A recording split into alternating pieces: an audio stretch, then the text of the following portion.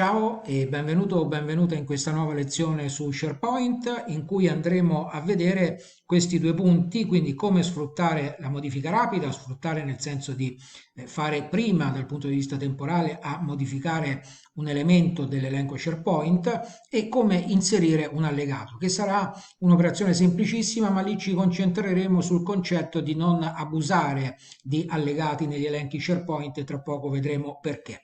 Quindi andremo a vedere come sfruttare la modifica rapida cliccando direttamente sul campo che vogliamo modificare dopo essere entrati in visualizzazione griglia e poi andremo a vedere come inserire l'allegato leggendo questo che c'è qui accanto, cioè che non bisogna abusare dell'inserimento degli allegati negli elenchi perché gli elenchi di documenti sono deputati a entrare nelle liste di documenti. Per quello sono fatte le liste e vedremo perché.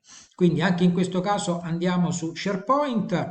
Questo è l'elenco che abbiamo visto precedentemente.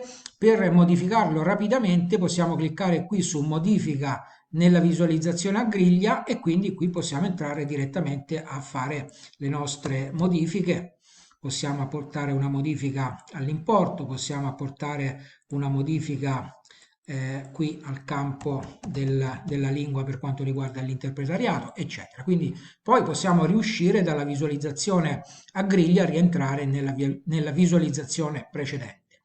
Per quanto riguarda gli allegati li possiamo inserire direttamente quando clicchiamo sul nuovo, andiamo qui su aggiungi allegati, oppure anche quando andiamo a modificare un elemento, se non ne avevamo aggiunti precedentemente, possiamo andare qui a cliccare su aggiungi allegati. Qui io ne avevo aggiunto uno. In entrambi i casi, cliccando su aggiungi allegati, andiamo ad aggiungere tutti gli allegati che vogliamo e a pescarli dal nostro computer o anche dal nostro OneDrive personal o dal OneDrive for Business di Office 365. Dicevo perché non abusare degli allegati qui? Perché gli allegati devono essere gestiti, sono dei documenti e ci si possono fare tante cose che non è possibile fare da qui.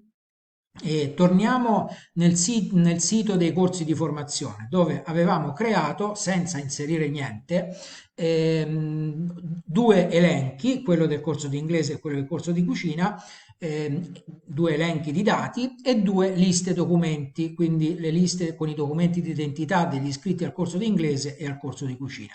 Se io apro l'elenco, il semplice elenco su cui nella lezione precedente abbiamo inserito i dati che ora siamo andati a modificare, qui abbiamo titolo, ci propone un primo campo SharePoint da rinominare e poi aggiungi colonna, quindi aggiungi una colonna di vario tipo, di formato testo, di formato immagine, di formato scelta, eccetera. Se io invece vado nella lista documenti, vedo che la struttura iniziale è diversa.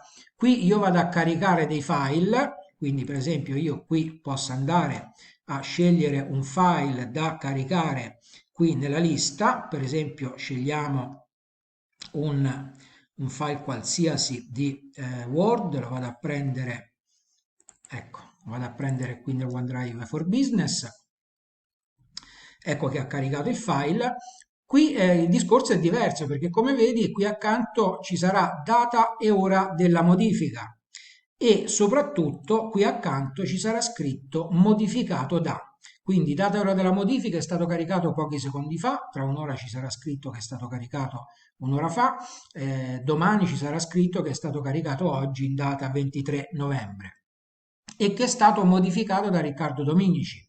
E quando un'altra persona che è autorizzata a modificare questo file verrà qui e farà una modifica, rimarrà una versione precedente del file, cioè rimarrà la versione che ho modificato io e si vedrà anche la versione della persona che ha apportato le modifiche con le modifiche che ha fatto.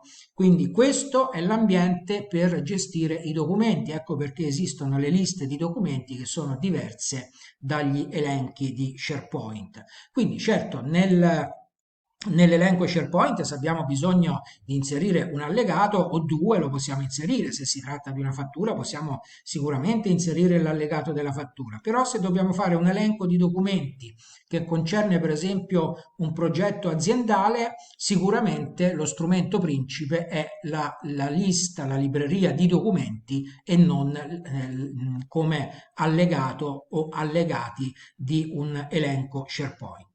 Quindi ti aspetto nella prossima lezione dove andremo a vedere l'ultimo punto, cioè come creare una lista personalizzata che ci introdurrà poi alla lezione complessa della costruzione degli elenchi e dell'analisi della tipologia di colonne. Ti aspetto alla prossima lezione. Ciao!